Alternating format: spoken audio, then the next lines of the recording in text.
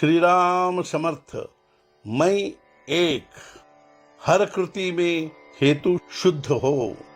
तीनों गुणों में तमोगुण सबसे अधिक अचेतन होने के कारण उसका प्रभाव इस संसार में शीघ्र दिखाई देता है। तमोगुण के कारण दुष्ट बुद्धि होती है, किंतु भगवान के नाम के सहारे अपनी बुद्धि को स्वच्छ करने की सुविधा मानव को है। इसलिए खूब नामस्मरण करना चाहिए। उससे सत्वगुण का उदय होता है और बुद्धि शुद्ध होती है।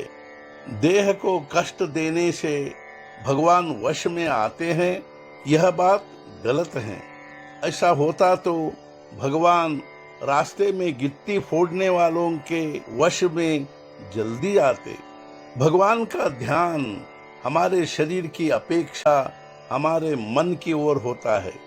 मन में गृहस्थी की सफलता का हेतु रखकर भगवान के नाम पर कोई उपवास, अनशन आदि कितने ही कष्ट करे, उन कष्टों को देखकर लोग धोखे में आएंगे, भगवान नहीं आएंगे। गृहस्थी के लाभ आदि का हेतु ध्यान में रखकर उपवास करने की बात मुझे विशेष पसंद नहीं है। उपवास अनायास हो जाने में जो आनंद है, वह उपवास करने में नहीं है। भगवान के स्मरण में हम इतने तल्लीन हो जाए कि हमारे मन में यह भाव पैदा हो जाए कि हम सदा भगवान के पास ही वास कर रहे हैं। ऐसी स्थिति में शरीर पोषण की दृष्टि से भोजन भी कर ले तो कुछ बिगड़ेगा नहीं, लेकिन इसके विपरीत चित्त में भगवान का नाम न हो और शरीर को उपवास करके खूब यातना दे तो पल्ले क्या पड़ेगा? निर्बलता के सिवाय और कुछ नहीं। कुछ लोग पागल होते हैं। हम उपवास क्यों करते हैं, यह उनकी समझ में नहीं आता। कोई भी कृति हो, उसका वास्तविक मूल्य उसके हेतु से स्पष्ट होता है।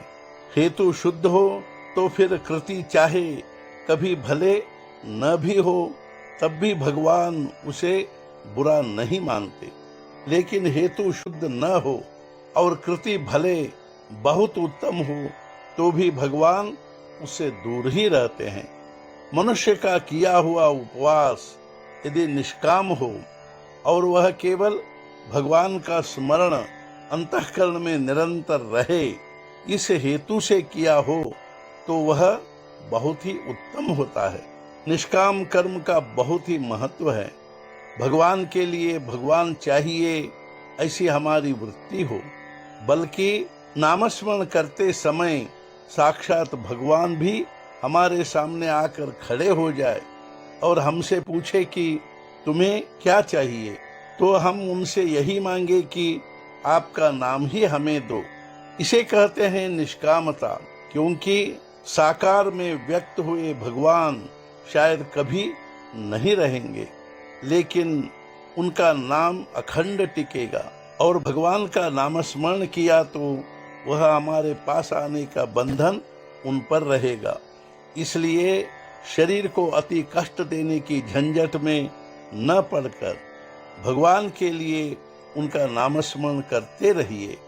उनकी कृपा हुए बिना नहीं रहेगी।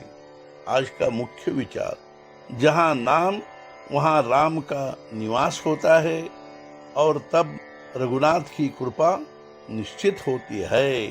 सद्गुरुनाथ महाराज की जय। जय जय रघुवीर समर्थ।